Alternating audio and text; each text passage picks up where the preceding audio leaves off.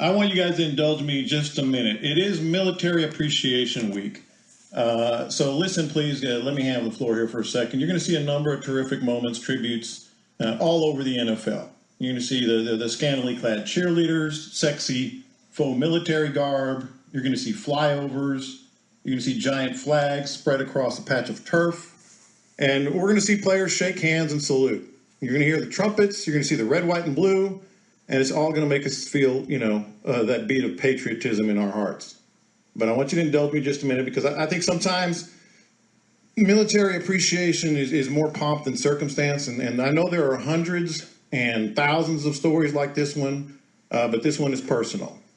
And I hope it gives you pause to truly appreciate the veterans and what they did, what they gave, and how it affected them and us.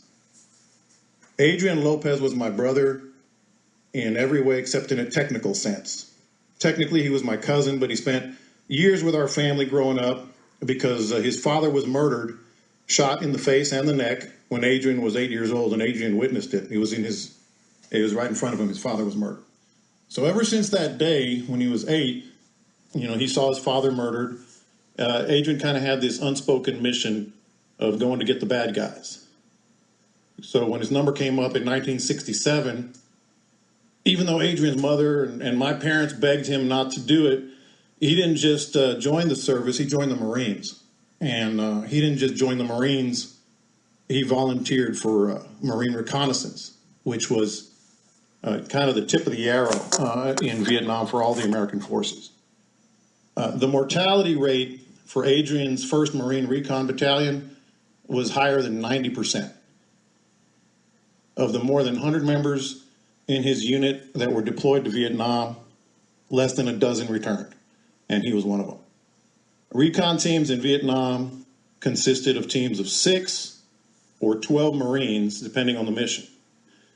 So basically the teams were dropped on hills or in the jungle, wherever, the big brass thought that the enemy was. So their job was to scout, to draw fire, and call in airstrikes or support. So he didn't do just one tour in Vietnam, he did 2 tours in Vietnam. He saw a bunch of his brothers killed and injured. He ended up earning 2 Purple Hearts, was shot in the arm once and earned another one with shrapnel. He saved hundreds, if not thousands of lives with successful missions. He had 13 verified kills, but he used to tell me that it was probably 3 or 4 times that much, because in the jungle, a lot of time the enemy would take the bodies, or you just never really found, what the result was. And he is also nominated for the Bronze Star. And that was after his unit was overrun in the Tet Offensive. So he was in that as well. He saved lives with valor, they said, during the Tet Offensive. And on Thanksgiving night of 1967, while the rest of America was, having Thanksgiving holiday, Adrian was asleep kind of on his side on the top of what he said was kind of a real rain-soaked hill a few miles outside of Da Nang. And he felt like he was on his side kind of fetal, and he felt like a sharp tug on his right shoulder, and it, flipped him over to his back. And when he opened his eyes, he was just face to face, nose to nose with a 350-pound tiger. And he went into shock, and it was brief. But then he remembers only feeling like the breath of the tiger, on his chest.